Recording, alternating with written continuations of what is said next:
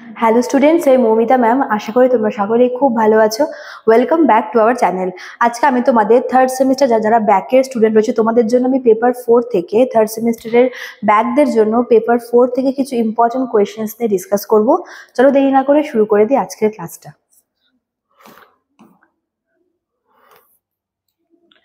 দেখো, তোমাদের ফার্স্টে রয়েছে হচ্ছে ইউনিট 1। এটা কিন্তু ব্যাক পেপারদের জন্য, তোমাদের আমি আরেকবার বলে দিচ্ছি, থার্ড সেমিস্টারে যারা ব্যাক পেয়েছো তাদের জন্য পেপার 4 থেকে ইম্পর্টেন্ট কোয়েশ্চেন্স। ফার্স্টে হচ্ছে ইউনিট 1 এর question number 1, give an account of old English heroic poetry, বা এটাকে অ্যাংলো সেকশন হিরোইক পোয়েট্রিও কিন্তু বলা হয়। Question number 2, trace the development of old English pros বা অ্যাংলো সেকশন প্রোজ। এখানে তোমাদের রেফারেন্স চাইবে অ্যালফ্রেডের, বা অ্যালফ্রেডের কন্ট্রিবিউশনও চাইবে। অনেকভাবে কিন্তু এই কোয়েশ্চেনটা ঘুরিয়ে দেয়। Question number 3, Anglo section elegy, খুব ইম্পর্টেন্ট এটা এলিজি।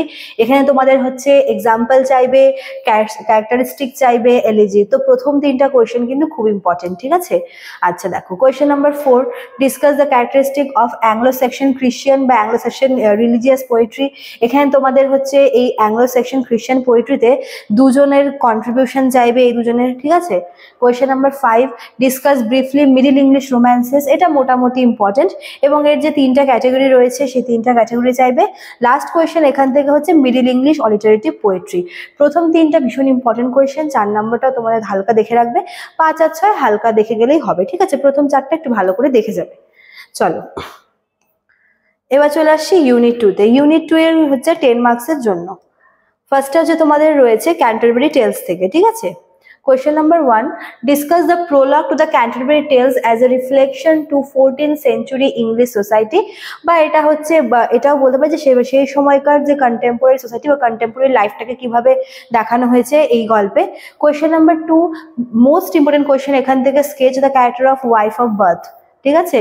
কোয়েশ্চেন নাম্বার 3 হচ্ছে character sketches or art of characterization, এটা চসারের চাইবে।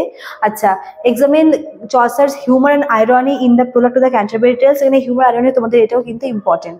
প্রথম দুটো সব থেকে বেশি ইম্পর্টেন্ট, তার মধ্যে ওয়াইফ অফ বার্থ হচ্ছে মোস্ট ইম্পর্টেন্ট এখান থেকে, ঠিক আছে? চলো নেক্সট দেখো, question number 5, second Question number 5, compare and contrast the wife of Bath with the other women characters.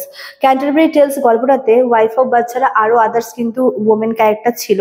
তো ওয়াইফ অফ বাথের সাথে সাথে তাদের ডিফারেন্সটা কোথায়, ঠিক আছে?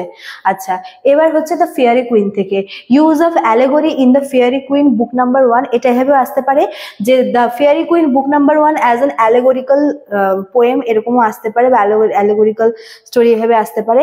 আচ্ছা, এবার হচ্ছে ফেয়ারি কুইন থেকে role of Una, important. Role of red cross knight, most important এখান থেকে, ঠিক আছে? রেড ক্রস নাইট বা red cross knight as a symbol of holiness, বা যাই হোক, রেড ক্রসের রোলটা কিন্তু খুব ইম্পর্টেন্ট। আচ্ছা, কোয়েশ্চেন নাম্বার 9, এটা হচ্ছে অফ স্টাডিজ থেকে। তোমাদের বলেছি তোমরা কিন্তু বেকনটাকে স্কিপ করতে পারো। দেখো, কারণ বেকনের অনেকগুলো হচ্ছে এসে তোমাদের সিলেবাসে রয়েছে, সবগুলো থেকে কিন্তু এত কোয়েশ্চেন পড়া পসিবল না। তোমরা হচ্ছে বেকনটাকে স্কিপ করবে, বাদ বাকি তোমরা ক্যান্টারবারি টেলস, ফেয়ারি কুইন এগুলো তোমরা পড়ে যেও, ঠিক আছে? দেখো কি বলেছে, তাও আমি বেকনের এসে থেকে কিছু কিছু ইম্পর্টেন্ট দিচ্ছি, যেরকম হচ্ছে অফ স্টাডিজ থেকে এখানে হচ্ছে বেকনস ভিউ অ্যাবাউট স্টাডিজ, এটা ভীষণ ইম্পর্টেন্ট। অথবা স্টাডির যে ইউজ অ্যাবিউজ, এটা মানে পড়াশোনার প্রয়োজনীয়তা কি বা পড়াশোনার উপকারিতা কি কি রয়েছে। আচ্ছা, কোয়েশ্চেন নাম্বার 10 হচ্ছে critical appreciation of friendship, critical appreciation of truth. Total 6খানার মধ্যে কিন্তু অফ ফ্রেন্ডশিপ, অফ ট্রুথ, মানে সবগুলোর মোটামুটি তোমরা ক্রিটিক্যাল অ্যাপ্রিসিয়েশন দেখে রাখবে। চলো নেক্সট কি আছে, নেক্সট হচ্ছে অফ অ্যাডভার্সিটি। এখানে কি বলেছে, discuss the main arguments in of adversity, main themes of travel, 13 number question, ঠিক আছে? কোয়েশ্চেন নাম্বার 14 হচ্ছে what message is given in of youth and age. বলতে পারো সবগুলো এসে থেকে আমি কিন্তু সেরকম ভাবে কোনো কোয়েশ্চেন না দিয়ে সবগুলো থেকেই আমি মোটামুটি ক্রিটিক্যাল অ্যাপ্রিসিয়েশন বা ওটার যে মেন থিমটা কি, মেন যে সেন্ট্রাল আইডিয়া, সেটা কিন্তু দিয়েছি। হ্যাঁ, আচ্ছা, এবার দেখো হচ্ছে অ্যাপোলজি ফর পোয়েট্রি যেটা আছে এই কোয়েশ্চেনটা মোস্ট ইম্পর্টেন্ট, এখান থেকে 15 number. Superiority of poetry over history and philosophy, এই কোয়েশ্চেনটা কিন্তু একবার এসেছিল।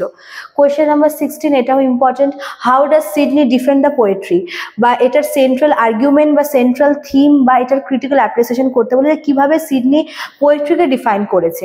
ঠিক আছে, মানে যতগুলো অ্যালিগেশন দেওয়া হয়েছে পোয়েট্রি নিয়ে সবগুলোর এগেনস্টে তিনি কি লজিক দিয়েছেন সেটা। Question number 17, how does Sidney's defence of poetry বা অ্যাপোলজি ফর পোয়েট্রি একই দুটো, যে reflect the renaissance humanist ideals, এটাও কিন্তু ইম্পর্টেন্ট আছে। তো এই তিনটা কোয়েশ্চেন হচ্ছে অ্যান অ্যাপোলজি ফর পোয়েট্রি থেকে তোমরা কিন্তু অবশ্যই পড়বে 1, 2 আর 3। ঠিক আছে, চলো এবার দেখবো আমরা ইউনিট 2 এর 5 মার্কসের কি কি কোয়েশ্চেন্স রয়েছে। Question number 1, how important was religion in the lives of people in the middle age. তো এটা হচ্ছে ক্যান্টারবারি টেলস থেকে নেওয়া, যে সেই সময় মিডল ইস্টদের মানে মিডল এজ যে মানুষরা ছিল তাদের কাছে রিলিজিয়ন কতটা ইম্পর্টেন্ট ছিল। অবভিয়াসলি ছিল বলে তারা কিন্তু ওই তীর্থ করতে যাচ্ছিল। কোয়েশ্চেন নাম্বার 2 ভীষণ ইম্পর্টেন্ট এই কোয়েশ্চেনটা, যে physical characteristic of wife of বার্থের যে শারীরিক চেহারা, তার চেহারার বর্ণনা চেয়েছে এখানে। আচ্ছা, question number 3, humour and irony in wife of Bath, যেহেতু তোমাদের ওয়াইফ অফ বার্থকে আলাদা করে রাখা হয়েছে ওই জন্য তোমাদের এখান থেকে আমি এক্সট্রা দিয়েছি।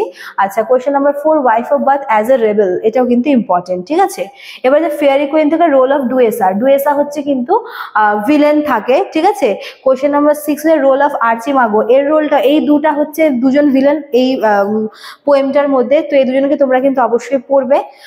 কোয়েশ্চেন নাম্বার 7 হচ্ছে house of pride and house of holiness. House of pride, house of holiness দুটোরই কিন্তু আলাদা একটা সিগনিফিকেন্স রয়েছে।